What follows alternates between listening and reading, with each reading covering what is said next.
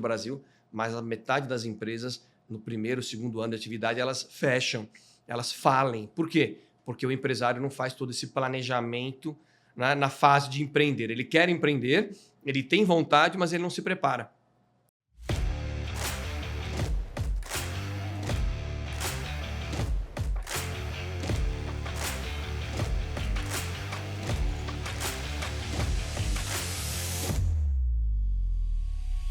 Olá, estamos aqui para mais um episódio do podcast Pod City. Eu sou Carlos Marques e hoje nós temos a presença ilustre do professor advogado Bruno Boris. Ele é mestre em Direito Político e Econômico pela Universidade Presbiteriana Mackenzie, professor de Direito Empresarial também na Universidade Presbiteriana Mackenzie e um dos sócios proprietários do escritório Boris & Boris, Advogados Associados. Muito obrigado por ter aceitado o convite, professor. Seja bem-vindo ao nosso podcast. Olá, Carlos. O prazer é meu. Muito obrigado pelo convite. Fico muito feliz aqui de ter esse bate-papo aqui com você e com os seus telespectadores, né? Podemos dizer assim. Professor Bruno Boris, nós conhecemos um pouco da sua trajetória como advogado e como professor universitário na seara do direito empresarial e econômico. E um tema que nos aguça muito e nós talvez não saibamos distinguir na prática a diferença entre o cidadão empreender e ser empresário. O senhor poderia falar um pouco desse tema para nós? Muito boa pergunta, doutor Carlos.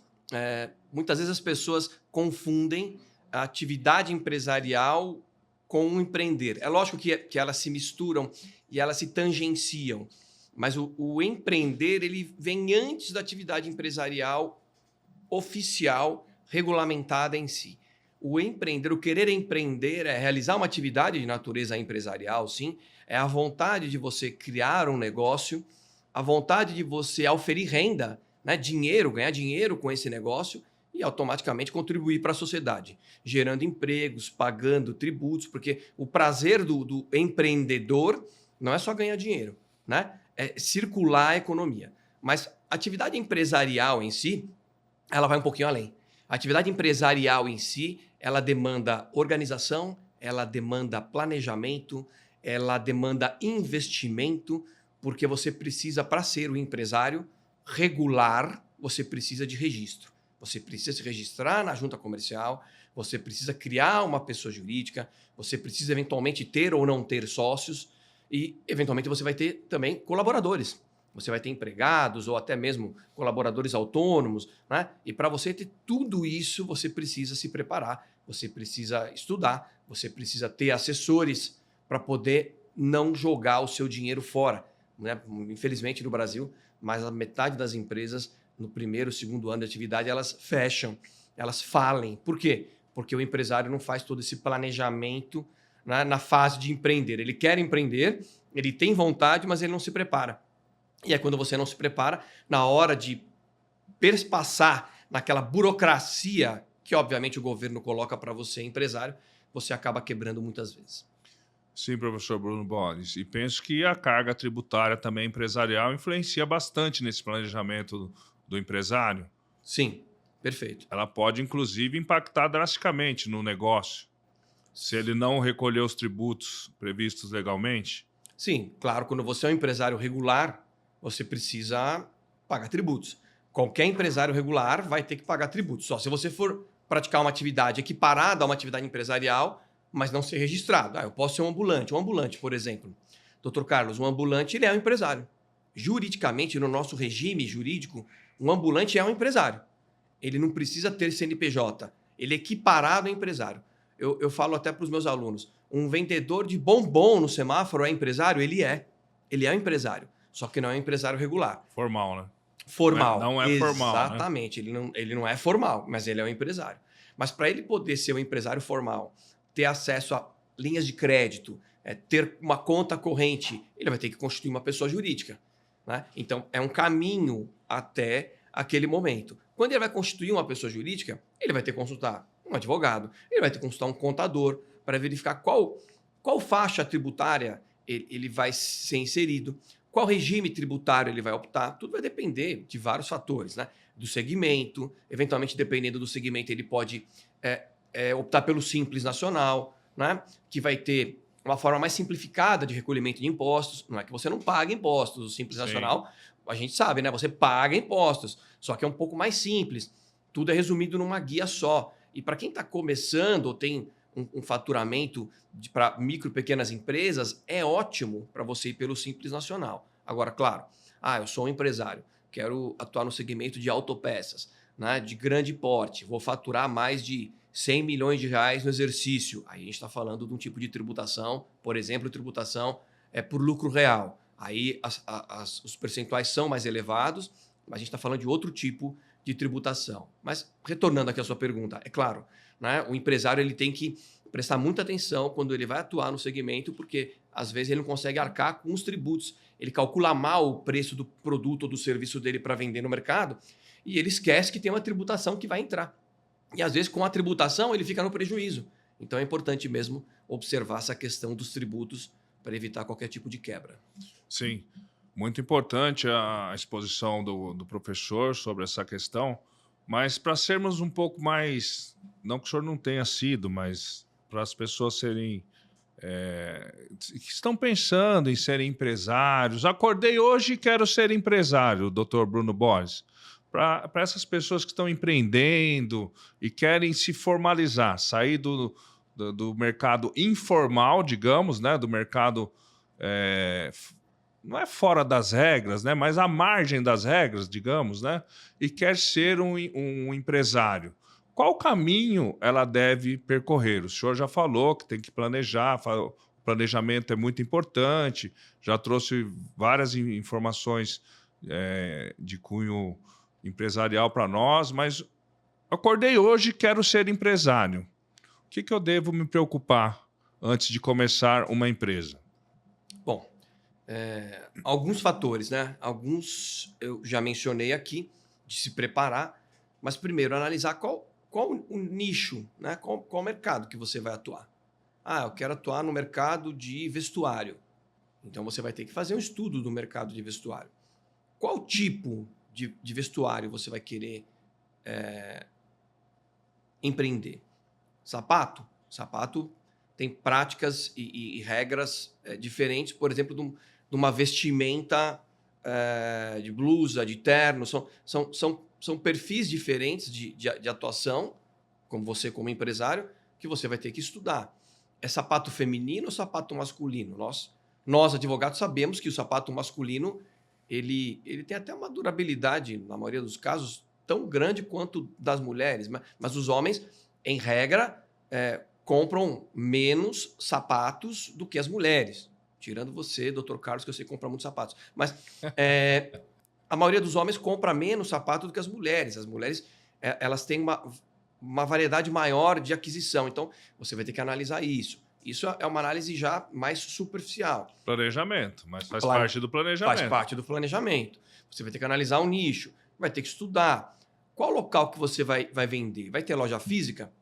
Se tiver loja física, vai ter aluguel, né? Você vai ter que colocar isso no custo. Funcionários. Funcionário. Não, eu só quero fazer uma venda online. Tudo bem, o custo é menor, mas o consumidor, por exemplo, se ele comprar o sapato, olhar o sapato e não gostar do sapato, ele vai ter 7 dias para devolver o sapato. É o direito puro de arrependimento. Então, você vai ter que analisar. Venda física é um custo. Qual o mercado?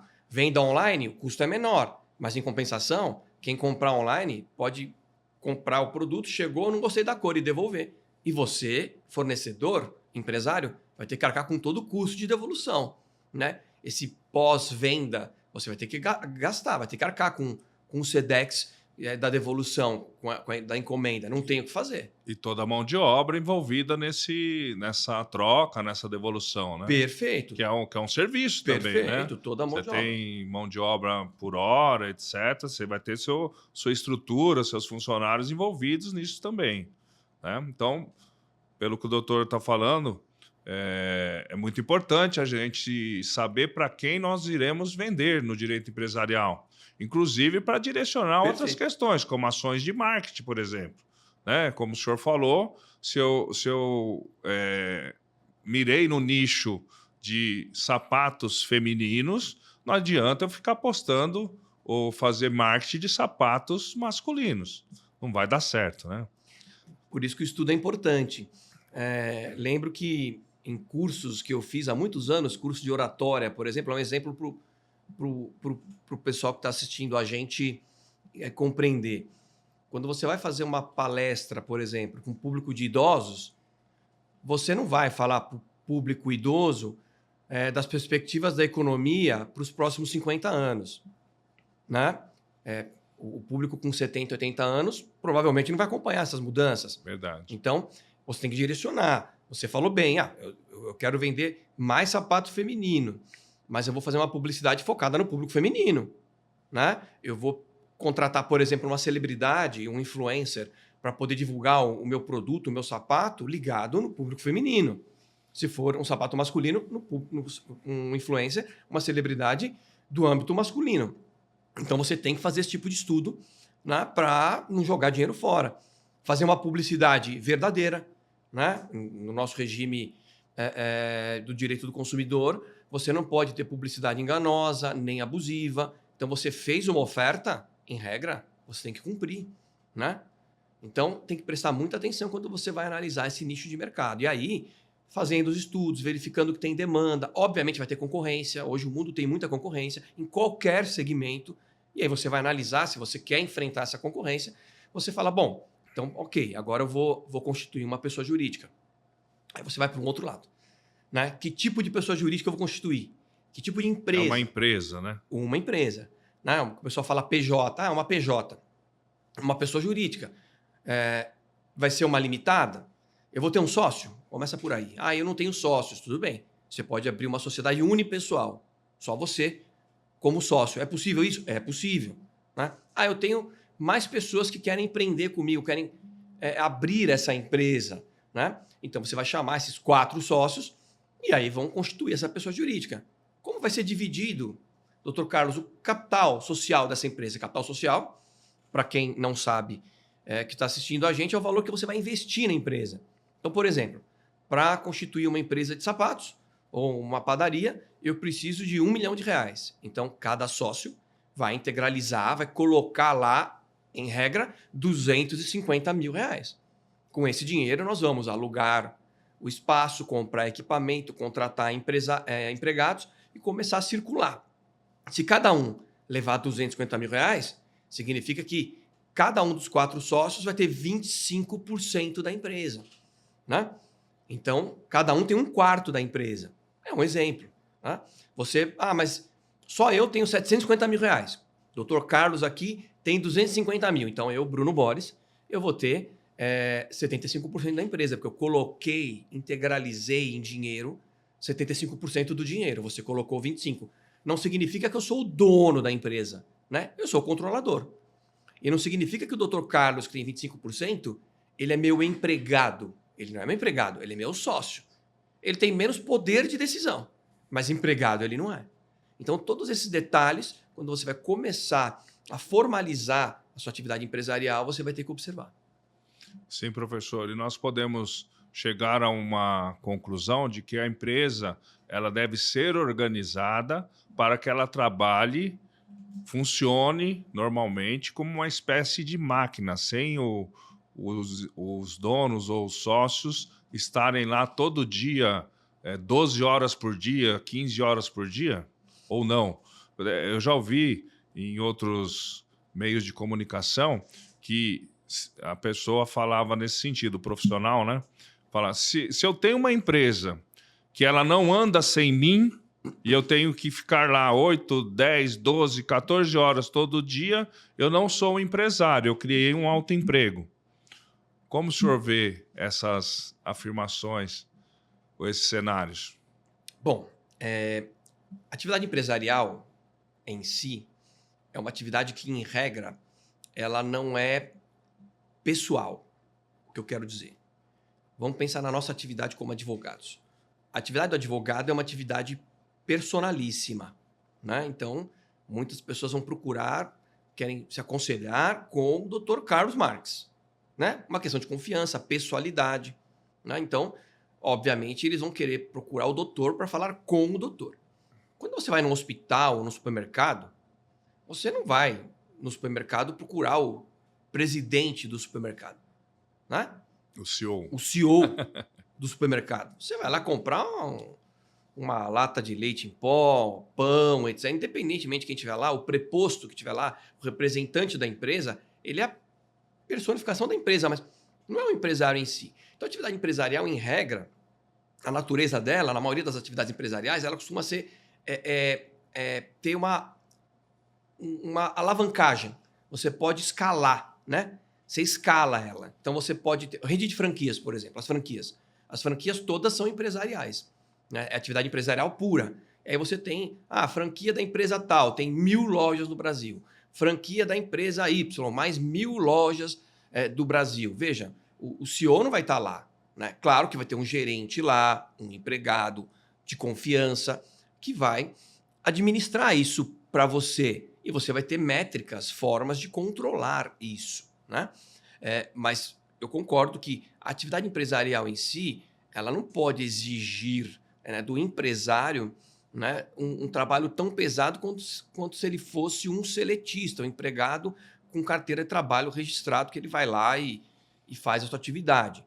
Me parece que um pouco de planejamento fará com que o empresário se dedique um pouco menos. Não significa que não terá trabalho. Sim. Ele vai ter muito trabalho, mas é um outro tipo de trabalho. É um trabalho mais mesmo de gestão. Perfeito, doutor. Muito obrigado pelas explanações.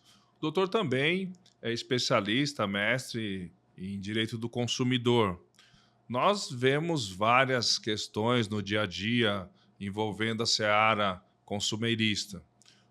Doutor Bruno Boris, o consumidor sempre tem razão? Como funciona isso na prática? Excelente pergunta, doutor Carlos. Nem sempre ele tem razão.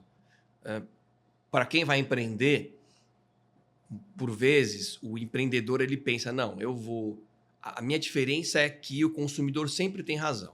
Aliás, quase todos os empreendedores nacionais e internacionais têm essa máxima, né? Não, o consumidor sempre tem razão. Você tem que partir disso, porque você presume a boa-fé das pessoas, claro. Mas nem sempre o consumidor tem razão. E por várias razões, por vários motivos, né? Eu, por exemplo, sou um advogado da área empresarial. Se o consumidor tivesse sempre razão, eu não teria trabalho. É verdade. Então, e o próprio Código de Defesa do Consumidor, que regulamenta essas relações entre empresário, fornecedor e consumidor, ele dá direitos também para o fornecedor. Por exemplo, o artigo 18 do Código de Defesa do Consumidor, ele menciona lá que o fornecedor, quando um consumidor vai reclamar de um produto, um vício, né, algum problema, ele tem 30 dias para consertar. Ele tem 30 dias. O fornecedor ele tem 30 dias. Sim. Se não for um produto de primeira necessidade, se for sei lá, uma caixa de som, algo do tipo, não é algo urgente, não é uma geladeira ou um carro, ele tem 30 dias para resolver. Isso é um prazo para o fornecedor. Então, obviamente, nem sempre o consumidor tem razão.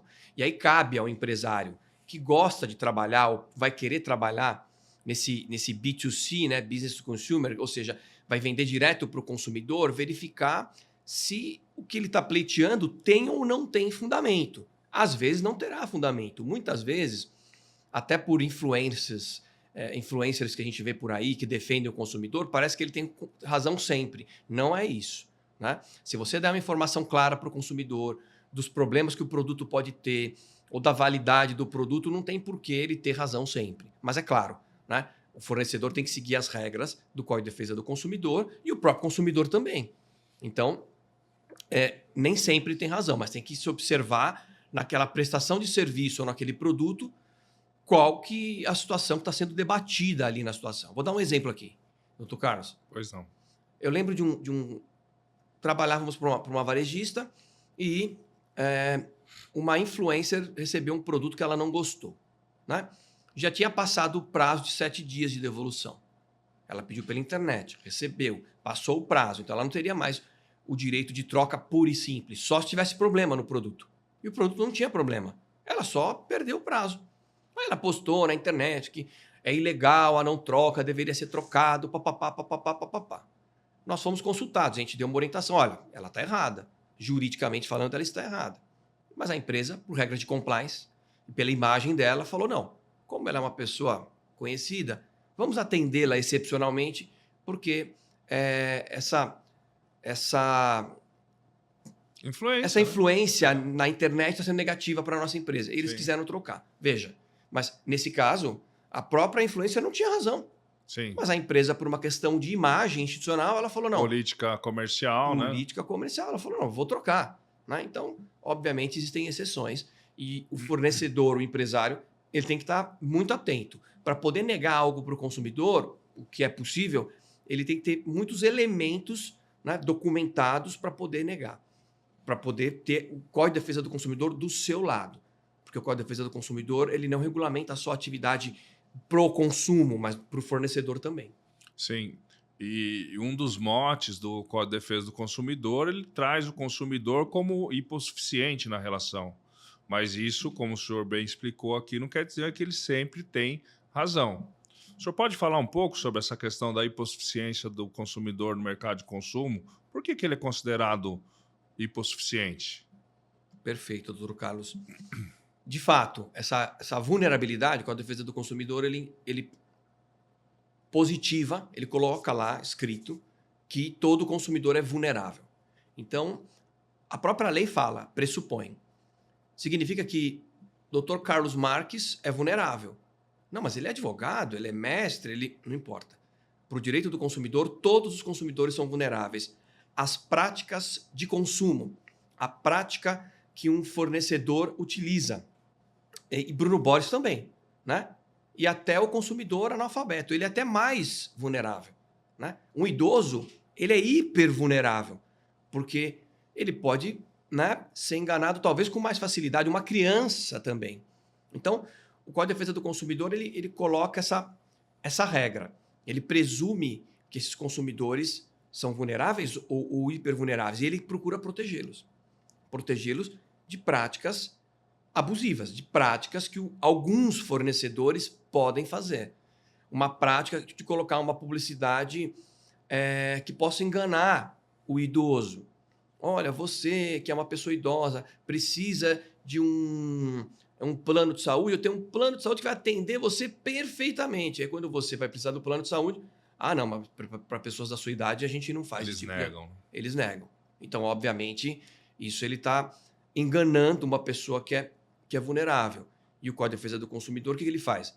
Quando ele pega alguma regra que prejudica o consumidor vulnerável, do modo geral, né, a interpretação, por exemplo, sempre vai ser favorável ao consumidor. Alguma dúvida na regra, favorável ao consumidor. Tá? Ele aproveita essa fragilidade e, na dúvida de interpretação, ele protege a parte mais fraca. Igual a inversão do ônus da prova, né? Podemos fazer uma analogia com o direito penal, in dubio pro réu? Exatamente. Perfeito. Na dúvida a favor do réu, sim, porque você, né, a legislação penal, eu não sou um penalista aqui, já estou me atrevendo. Também não. Mas na legislação penal é melhor um criminoso, né, solto do que algum inocente preso. Essa é a regra. Então, na dúvida, você vai favorecer a parte mais frágil. Eu falei da inversão do ônus da prova. Imagina uma empresa de grande porte litigando com um consumidor comum. Qual a chance, no processo, da empresa grande ganhar? Muito grande. Ela vai ter um advogado que conhece muito bem o sistema jurídico, o judiciário. Ou vários advogados, uma banca de advogados. Exatamente. Né? As grandes empresas não têm um escritório só, ela tem vários. Sim. Especialistas em cada área. Eles estão lá todos os dias. Eles conhecem até como o juiz sabe. A jurisprudência dos tribunais superiores. Tudo. Eles sabem tudo. Eles sabem até qual vara que eles vão perder. Eles já oferecem um acordo antes. Está parametrizado. Exatamente. Então, eles estão muito à frente. Então, quando você, como juiz, tem uma discussão, você como juiz tem uma discussão, e você vê que a empresa não conseguiu provar que o consumidor é culpado, é como se fosse uma luta entre Mike Tyson e Bruno Boris. quem que teria que ganhar essa luta? O Mike Bruno Tyson. Boris. Doutor Bruno Boris. As pessoas podem pensar isso. Sansão e Golias, É. né? Com Tem todo as suas respeito. exceções, tem as Todo respeito. suas exceções, é claro. Né? Mas, em regra, o Mike Tyson vai ganhar do Bruno Boris. Mas, no final da luta, se o Bruno Boris está de pé e o Mike Tyson está de pé, alguma coisa está errada. Porque o Mike Tyson não derrubou o Bruno Boris. O juiz faz o quê? Na dúvida, ele julga contra o Mike Tyson. Ele fala, não, você deveria ter... Ou iguala as forças, Ou né? igualando as forças. Para competirem da mesma... Exatamente. E aí ele fala, não, já que eu tentando igualar as forças aqui, o Bruno Boris não perdeu, eu vou inverter o ônus da prova e vou dar a vitória para o Bruno Boris. Perfeito. Né? Porque uma empresa de grande porte, um fornecedor, ele tem condições de provar que o Bruno Boris, eventualmente, ou qualquer consumidor, ele é culpado. Sim. Então é isso, a vulnerabilidade ela procura proteger a parte mais frágil dessa relação. Perfeito, doutor Bruno Boris, agradecemos a excelente explanação, mas para concluirmos, voltando à questão do empresário, bom, ele acordou, como falei para o senhor, né, exemplificativamente, decidiu ser empresário, ele precisa cumprir uma série de regras, normas impostas pelo ordenamento jurídico brasileiro, tanto de caráter tributário, se for o caso trabalhista, contábil, etc. Perfeito? E um encerramento da empresa, quando o empresário, por N motivos ou por qualquer motivo, quer encerrar a pessoa jurídica, acabar com a pessoa jurídica. Ele também deve observar alguns pontos. Quais são esses pontos, professor Bruno Boris? Doutor Carlos, muito bem observado. Constituir a empresa já demanda uma pesquisa. O nicho de trabalho, quero trabalhar com licitações. Nossa, você quer fornecer produtos para empresas públicas, para o Estado. Vou trabalhar na área de entes públicos. Você precisa ter uma ultra especialidade, porque você vai passar por concorrência, licitação, tem regras próprias do direito administrativo que o doutor conhece muito bem. Perfeito. Mas na hora de encerrar a empresa, cansei. Ganhei muito dinheiro, quero encerrar a empresa. É raro isso acontecer, mas pode acontecer. Ou a empresa não está dando certo. A empresa não consegue render o que eu esperava. Vou encerrar. Ou a empresa já está devendo. O que eu faço? Bom, até para encerrar a empresa você precisa de regras. Você precisa seguir regras. Você pode encerrar uma empresa voluntariamente.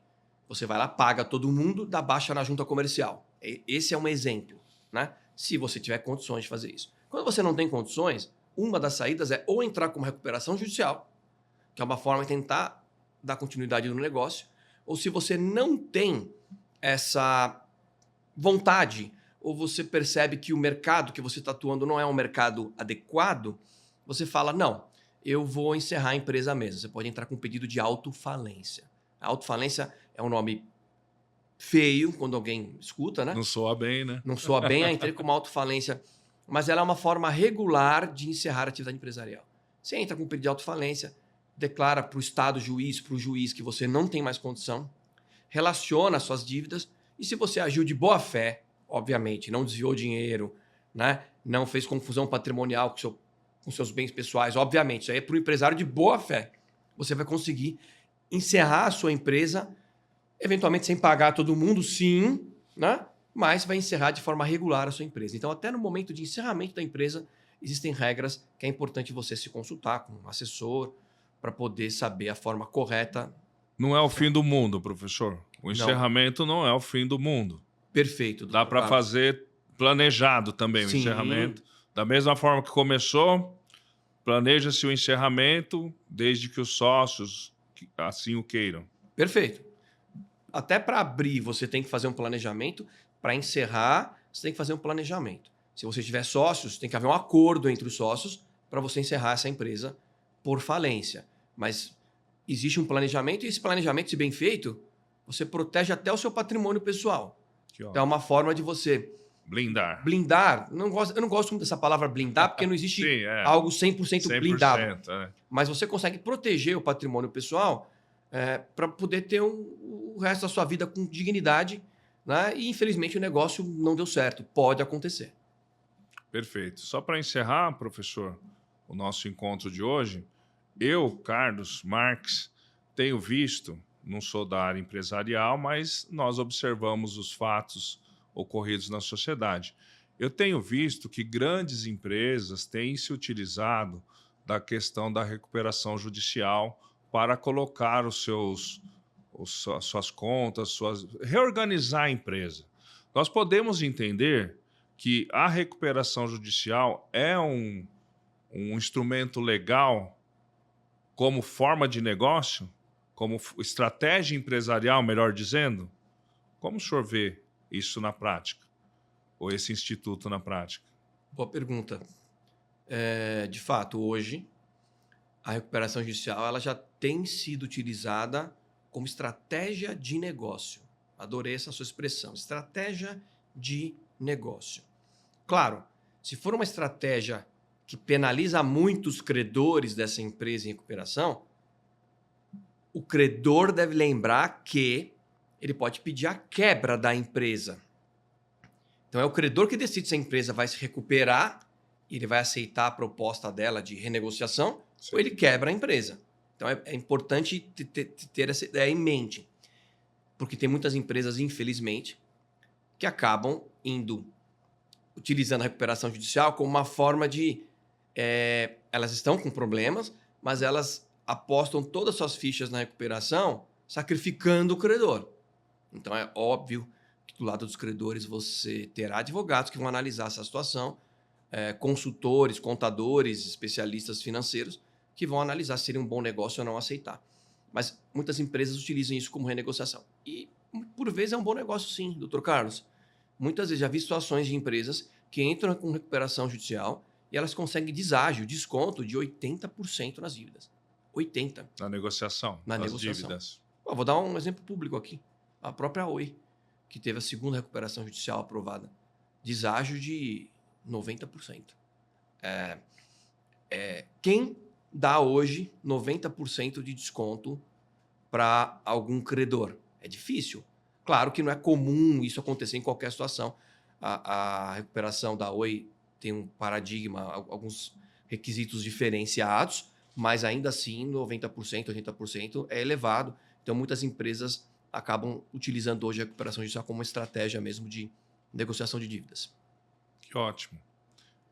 Eu tenho observado, inclusive, como disse, né, várias empresas, inclusive da aviação civil, né, utilizando-se do Instituto da Recuperação Judicial como estratégia de empresas. Lógico, se eu coloco o meu negócio como empresário, o senhor me corrija se eu estiver errado, né, num tabuleiro de xadrez, né, eu tenho que defender meu rei, que é a empresa, né, então tem todas as estratégias, né, para que eu possa defender tanto o meu negócio como o meu patrimônio, é isso, professor? Perfeito. Né? O patrimônio pessoal dos sócios. Exatamente, doutor Carlos. A recuperação judicial pode ser uma estratégia, para algumas empresas, talvez uma estratégia até pré-falimentar. Vou tentar recuperar aqui, se não der, eu vou quebrar. A consequência da não recuperação é a quebra. Sim. Mas, muitas vezes, a recuperação é uma forma de você dar um sangue novo para a empresa, né? Jogar as dívidas um pouco mais para frente, entrar no seu fluxo de caixa e, eventualmente, até salvar a empresa. Existem empresas que saem da recuperação judicial recuperadas, né? Elas conseguem. Então, existem alguns dados que mencionam que 20% das empresas que entram em recuperação saem da recuperação, conseguem concluir, pelo menos no período de fiscalização judicial, que é de 2 anos, elas conseguem concluir o cumprimento do plano. Ou seja, 1/5 das empresas é um número talvez baixo, né, para quem está acompanhando o nosso bate-papo, mas significa que de cada 10 empresas, 2 se salvam. Né? E se ela não entrasse com a recuperação, o que aconteceria? Ela quebraria. Desemprego, não pagamento de impostos. Então, de fato, é uma estratégia que você tem que avaliar com o jurídico, obviamente, da empresa, com os advogados, consultores, até mesmo para, se a empresa quebrar, o eventual patrimônio pessoal do empresário ser preservado para, eventualmente, ele até empreender em outro segmento, ou pelo menos ter uma vida com dignidade. Doutor Bruno Boris, e nós, quem está nos assistindo, pode contar com serviços do escritório Bruno Boris, advogados associados para essas questões empresariais, direito do consumidor e outros ramos do direito, mas especificamente no direito empresarial, que eu vejo as empresas como grande mola propulsora da economia nacional e mundial também, porque o empresário ele tem um papel fundamental na sociedade brasileira e mundial. O empresário, como o senhor disse, tem trabalho, mas ele gera empregos, ele gera renda, ele recolhe tributos, Sim. ele movimenta toda a economia nacional e mundial. Nós podemos contar com serviços do escritório Bruno Borges Advogados Associados na seara do direito empresarial, consumerista. Só para o pessoal que eventualmente está acompanhando a gente em casa, a atuação do escritório é uma atuação empresarial. Tá? A nossa atuação sempre foi empresarial. Até mesmo quando atuamos com relações de consumo, é do lado da empresa. Então, obviamente que nós atendemos as demandas, né? Quando não há conflito de interesse, obviamente, Claro. entre clientes, etc., nós atendemos esse tipo de demanda no nosso escritório, até mesmo orientando empresários. Mas, independentemente de não ser Bruno Borges, né, ou qualquer outro advogado, o recado fica para o empresário aqui. Ele precisa ter assessoria jurídica. Ele precisa estudar antes de empreender. Ele quer empreender, ele pode fazer esse empreendimento, mas é necessário estudar. Né? Seja com a gente ou com outro advogado, é importante se preparar para entrar no mercado. Não só procurar o advogado ou um escritório de advocacia quando a coisa já não tem mais jeito, praticamente. Exatamente, né? Achando que o advogado vai ser o grande salvador da pátria, né? Infelizmente, doutor Carlos, algumas situações já ocorreram no escritório em que nós até lamentamos, né? Meus sócios e eu lamentamos. Poxa, que pena, né? Se tivesse procurado a gente um pouquinho antes, ou se tivesse procurado entrar com uma recuperação judicial um pouco antes nessa situação. Muitas vezes o empresário, quando ele entra com a recuperação judicial, ele não tem mais dinheiro em caixa. Então não adianta. Já está na UTI, já fase terminal, praticamente. Não adianta, ele tem que se preparar para entrar com a recuperação judicial. É o planejamento também, né? Ele tem que se planejar, ele tem que tentar fazer um pouco de caixa, ele tem que ter um pouco de estoque, porque na recuperação judicial ele vai ficar com um período de stay, um período de suspensão das ações, execuções de 180 dias, mas se ele não tiver estoque, ele não cumpre não consegue girar a sua demanda, exatamente. Se ele não tem dinheiro, ele não paga os salários. Então, assim... E os tributos não suspendem, né, professor? Estou certo? Você está certíssimo. Ou eu estou equivocado? Não suspende. Mesmo sendo deferida, autorizada a recuperação judicial, o pagamento de tributos permanece. Permanece. Sim. Permanece, porque o interesse do Estado, em regra maior, o que a legislação determina é que quando o Estado vai penhorar algum valor ou algum patrimônio, o juiz da recuperação judicial vai analisar se aquilo é prejudicial à recuperação judicial, de uma forma que geraria a quebra da empresa, ele poderia eventualmente obstar ou suspender isso por um período, mas em regra não suspende e você vai ter que administrar isso. Inclusive hoje, para você obter a recuperação judicial, a homologação, é necessária a CND, a certidão negativa de débitos tributários. De todos os entes. Exato. União Federal, Estados-membros e municípios. De todos os entes que você eventualmente atua. Os entes federados. Vai ter que cumprir isso. Se não cumprir, o juiz não homologa. Então, requisito sine qua non, que nós chamamos no direito, sem o qual não existe, não defere. Não adianta. Perfeito. Há alguns anos, os tribunais homologavam a recuperação independentemente do tributo, do pagamento do tributo. O que acontecia? Muitos empresários falaram, não vou pagar o tributo. O juiz vai homologar de qualquer maneira. Né? Houve um entendimento jurisprudencial da STJ que falou, não, você tem que pagar todo mundo, não só o credor privado, o Estado também. Então, hoje, os empresários têm que se organizar para fazer um parcelamento tributário, uma reorganização. Isso nós observamos, inclusive, não é o tema de hoje, mas nós observamos, inclusive, no direito de sucessões, né? Falece alguém, vai fazer um inventário.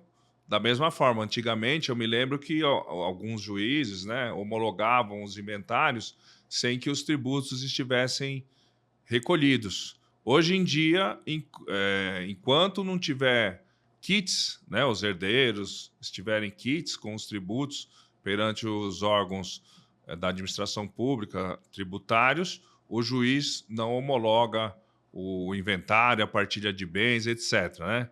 Mas, enfim, sem querer sair do tema, Isso mesmo. mas só para lembrar que o leão, né, o nosso leão que não gosta de carne, ele gosta de valores, né, de dinheiros, de arrecadação, sempre estará presente nas nossas vidas.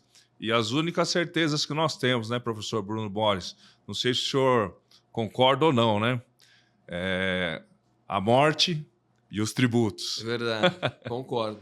Eu agradeço imensamente a presença do professor Bruno Boris, professor da Universidade Presbiteriana Mackenzie, mestre em Direito Empresarial Econômico, que nos agraciou, nos abrilhantou aqui com essa vasta carga de conhecimento e experiência, seja como advogado, seja como professor, pesquisador e cidadão também, né, professor? Sim. Muito obrigado, muito agradecido pela sua presença. Até a próxima, se Deus quiser. Muito obrigado, doutor Carlos, pelo convite. Até uma próxima. Até mais.